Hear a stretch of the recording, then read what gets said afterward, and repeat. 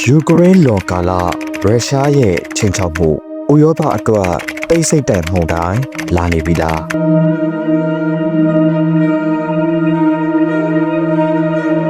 လက်ရှိယူကရိန်းစစ်မြေပြင်မှာတနက်တန်တွေတိတ်သွားခဲ့ရင်တော့ဥရောပတိုက်အတွက်ငြိမ်းချမ်းတည်ငြိမ်ရေးဟာအလန်းဝေးနေစေဖြစ်ပါတယ်ဖင်လန်ဝန်ကြီးချုပ်ပတာရီအော်ပိုရဲ့မကြာသေးမီကထွက်ပေါ်လာတဲ့သတိပေးချက်ဟာဥရောပခေါင်းဆောင်ကြီးတွေကြားကကြီးမားတဲ့စိုးရိမ်ပန်မှုကိုမီးမောင်းထိုးပြလိုက်တာပဲဖြစ်ပါတယ်စစ်ရစရေးက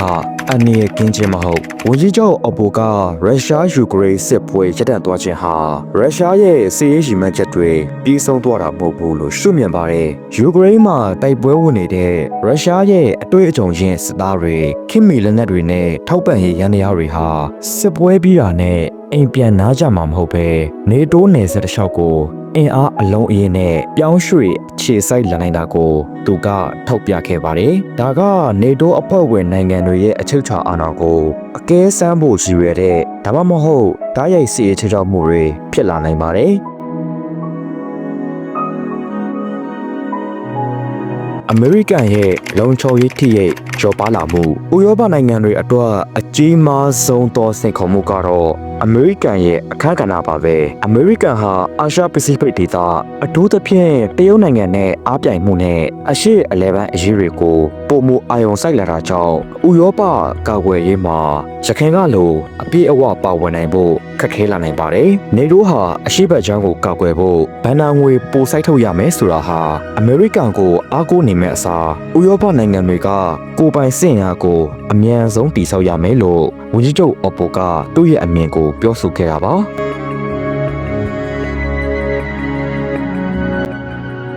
ဖင်လန်ရဲ့အခမ်းကဏ္ဍနဲ့အရှေ့ဘက်ခံတပ်ဖင်လန်နိုင်ငံဟာရုရှားနဲ့ကီလိုမီတာ1300ကျော်ထိစပ်နေတဲ့နယ်စပ်ရှိတာကြောင့်ရုရှားရဲ့အန္တရာယ်ကိုအနီးကပ်ဆုံးခံစားနေရသူပါဒီဇင်ဘာ19ရက်မှာကျင်းပမဲ့ဟယ်ဆင်ကီညီလာခံဟာရုရှားနဲ့နယ်နိမိတ်ချင်းထိစပ်နေတဲ့နိုင်ငံတွေကြားမှာတန်မဏိတိုင်းတစ်ခုတည်ဆောက်ဖို့ကြိုးပမ်းမှုဖြစ်ပါတယ်ရုရှားကရွှေပြောင်းအခြေချသူတွေကိုအသုံးချပြီးနယ်စပ်ကိုဖျို့ဖျဲဖြစ်အောင်လှုံ့ဆော်တဲ့နည်းလမ်းတွေကိုဘလို့ပူပေါင်းတုတ်ပြန်မလဲဆိုတာကလည်းအတိတ်ကစိန်တွေချက်ဖြစ်လာမှာပါရုရှားဟာစစ်ပွဲကြောင့်စီးပွားရေးပိတ်ဆို့မှုတွေကြုံနေရပေမဲ့သူတို့ရဲ့စလန်လက်ထုတ်လုပ်မှုရန်တရားဟာအရှိန်ရက်တက်မသွားပဲပုံမအားကောင်းလာတာကိုတွေ့ရပါတယ်ဒါဟာယူကရိန်းစစ်ပွဲပြီးရင်ရုရှားရဲ့စစ်အင်အားဟာပုံမကြီးမားပြီးအန္တရာယ်ရှိတဲ့ပုံစံမျိုးနဲ့နေတိုးနယ်စပ်ကိုရောက်လာနိုင်ပါတယ်။ဥရောပနိုင်ငံတွေအနေနဲ့လူမှုစီးပွားရေးထက်စစ်ရေးအသုံးစရိတ်ကိုတိကျတာမြင့်တင်လိုက်မယ်ဆိုရင်ပြည်တွင်းနိုင်ငံရဲ့အရာ